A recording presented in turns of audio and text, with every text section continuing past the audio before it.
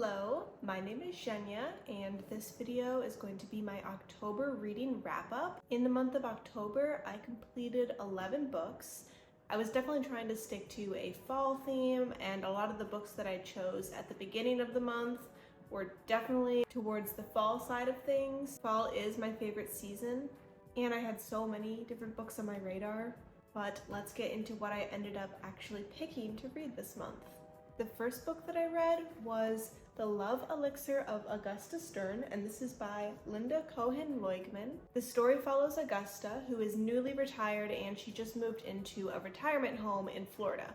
She runs into a past love from her early adult life and teenage years, and the mystery starts to be told about what happened between the two of them. This story is told in dual timelines, so it jumps back and forth between the past and the present. A large plot of the story is that Augusta grew up in her family's pharmacy, and her great aunt comes to visit. She's actually an apothecary, and she begins to share her secrets with Augusta. This story was really heartwarming. All of the characters were extremely lovable. It was my first time reading a book where one of the points of views are told from an older generation.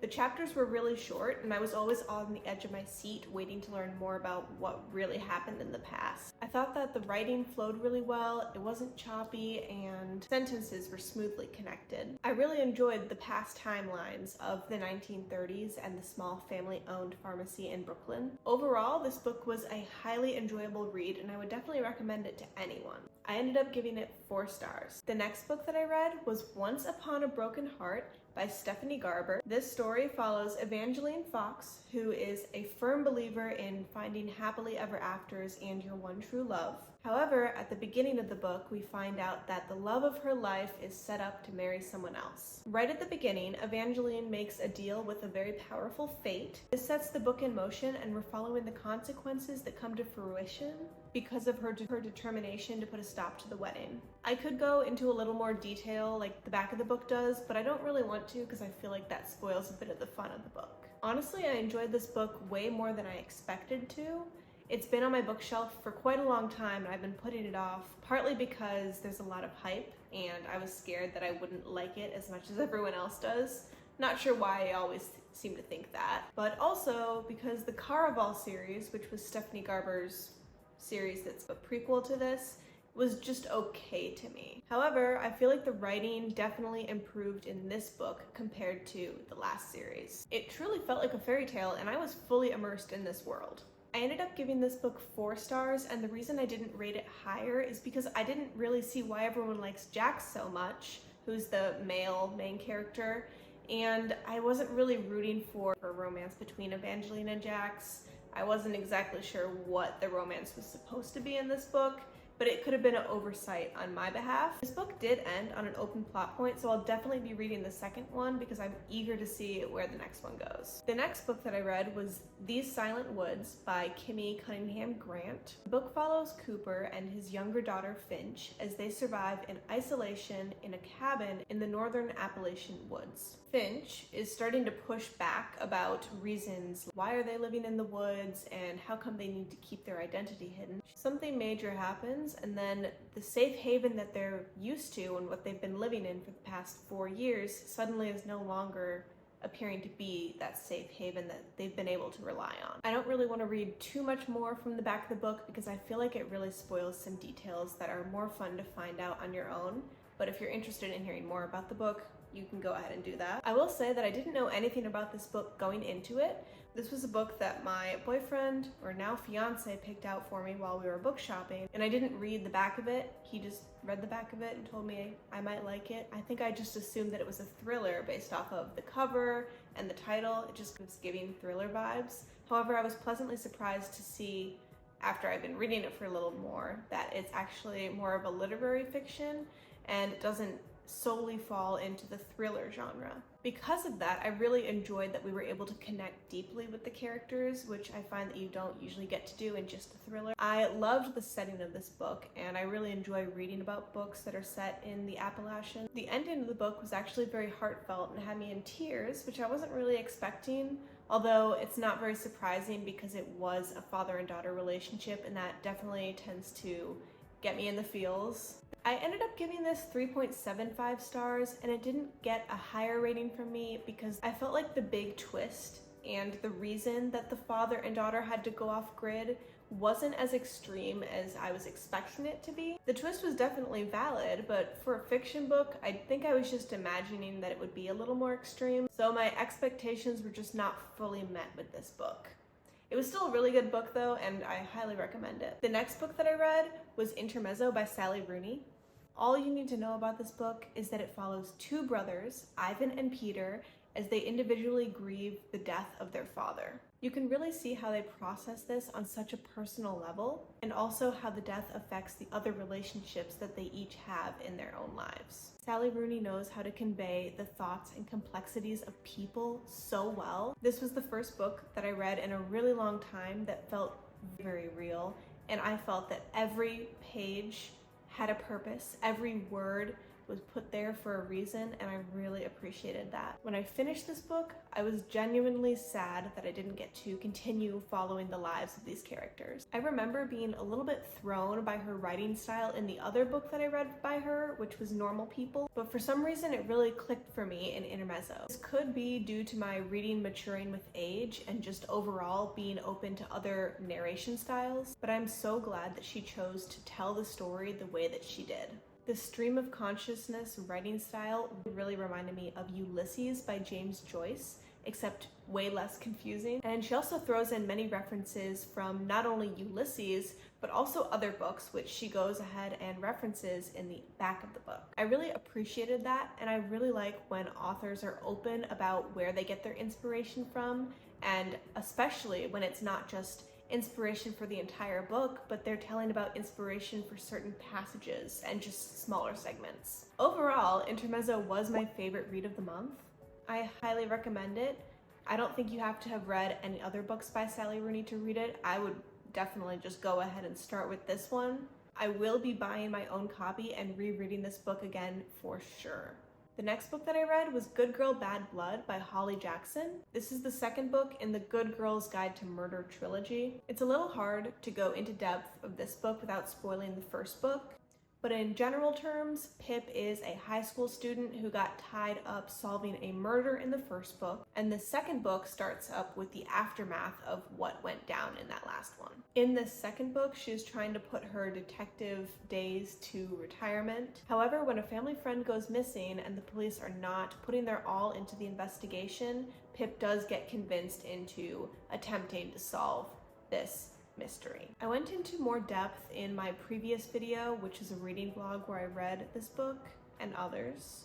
But to summarize my thoughts, I definitely enjoyed this book. Personally, I really like incorrectly guessing where a book will go, and that definitely happened in this book. I was constantly incorrectly guessing what was going to happen. However, that just added to the fun for me. The book dealt with scary and realistic reasons behind the disappearance, and all of the twists and plot points were well formed and felt pretty reasonable to me, which I do really appreciate in a mystery book. It was a really good book, and I'm definitely looking forward to picking up the final book in the trilogy, and I ended up rating this book 4 stars. The next that I read was Nothing Like the Movies by Lynn Painter. This is the sequel to Better Than the Movies, which is a young adult romance novel that really popped off and gained popularity a few years ago. In my opinion, that first book was popular for good reasons. It was rom-com-y, cutesy, and had tropes that worked really well, especially with the writing that Lynn Painter brought to the table. However, it worked perfectly as a standalone.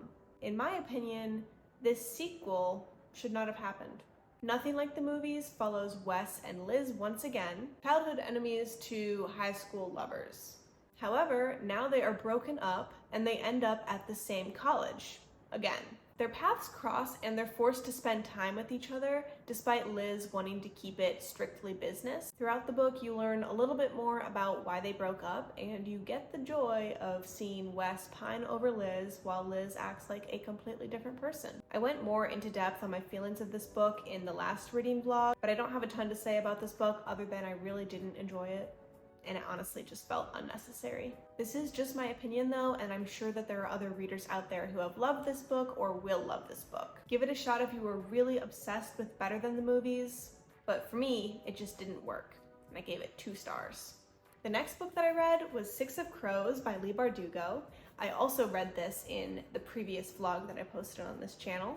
Six of Crows follows a band of outcasts. There are 6 of them, each with distinct skills and secrets. And in this book, they're taking on a near impossible heist. The book is set in a pretty gritty world of magic, and these characters end up really needing to rely on each other to survive. However, there are some clashing motives and hidden loyalties, so trust is something that takes time to develop in this book. I had this book on my shelves for a couple of years, and it was once again one of those books that was very popular, and I was putting it off because I was scared that I wouldn't like it, but I was also putting it off because I'm less familiar with the fantasy genre. When I was reading this book, the first chunk of it was very confusing to me, and I was just trying to understand the world, the language that was used, and what was really at stake here. After I was very comfortable with those aspects, I was finally able to settle in and really enjoy the 6 main characters, as well as how they interact with each other. That was definitely what made this book so special. Aside from the stunningly well thought out and complex characters, the heist was told in a way that was incredibly immersive,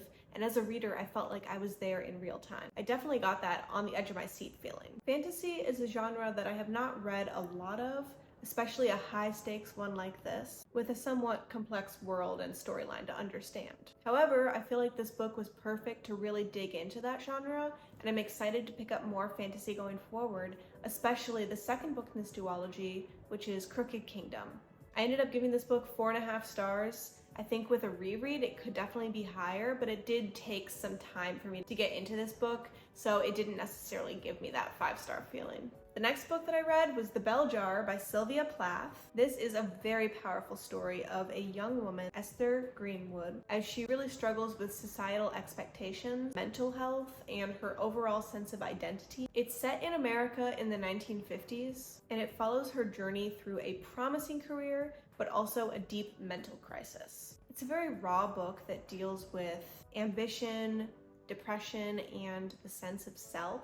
I am glad that I read this book. It held some refreshingly honest discourse on how mental health ties into day-to-day life, especially of women who from the outside seem to be unbreakable. They're slowly shattering from the inside and nobody knows. Plath's portrayal really sheds light on the differences between what's going on the inside versus the outside, and it captures a struggle that is rarely spoken about at the time that this book was published, as well as today. This book is definitely still relatable today, even though there's a lot more talk on mental illness. I think that one of the downfalls of this book is that the main character, Esther, is a pretty unpleasant woman, and that really continues to develop and get worse throughout the novel. However, it doesn't really matter though. I think that this novel serves more of a purpose than just being a pleasurable read. At the end of the day, it's probably near impossible for a book to get mental illness 100% correct. However, this book is impressive, especially for the time that it was written. I gave this book 4.25 stars. The next book that I read was Aquarium by David Vaughn. This book follows 12-year-old Caitlin, who regularly escapes her difficult home life by going to the aquarium after school. She has a very strong fascination with fish, and this provides her with a sense of comfort and escapism. At the aquarium, though, she meets a mysterious stranger who brings to light some of the mysteries of her family that she didn't know about. This book is a very tender yet intense story about family and resilience. I first read this book when it came out in 2015, which would make me 13. I believe it was that time. I remember picking it up from the library. It was on the new releases shelf. Recently, I recalled how this book had a huge impact on me, but I couldn't quite remember why that was, so I decided that I wanted to pick it up again and see what I could remember. I think as a young girl, one of the things that I liked about this book is that there are some colored pictures in here. So that probably is what drew me to pick up this book after flipping through it. However, after rereading it, I can tell that this book became the model of the types of books that I really enjoy reading today. This story is not only unique and powerful, but it is worded beautifully. This reread wasn't as enjoyable as I thought it would be, but I definitely got different takeaways reading it as an adult as opposed to when I was 13. I would recommend this book if you're searching for unique prose or symbolism, especially for a book that has a pretty easy to follow storyline, so you can really focus on the symbolism. I gave this book 4 stars now, but it's still near and dear to my heart, especially for how it has made me the reader that I've become today. Next, I read Tales of the Weird and Uncanny Introduction. I just heard a sound and I did not like that. Weird. Okay, whatever. It's a collection of eerie stories, and they really delve into the strange and supernatural. It seems like it's geared towards fans of weird fiction. This book didn't really work for me. I don't think I'm a fan of creepy short stories from the 1800s and 1900s. I think if I'm going to pick up creepy short stories, it's going to be something more like Scary Stories to Tell in the Dark, which I remember reading as a kid and enjoying. I think I just like scary things to be a little longer and have more depth. These stories all were very short, well written, and not inherently bad. It just didn't work for me. I'll probably be giving this book away to a little free library or something, but there's not enough build-up for them to actually be spooky in my opinion.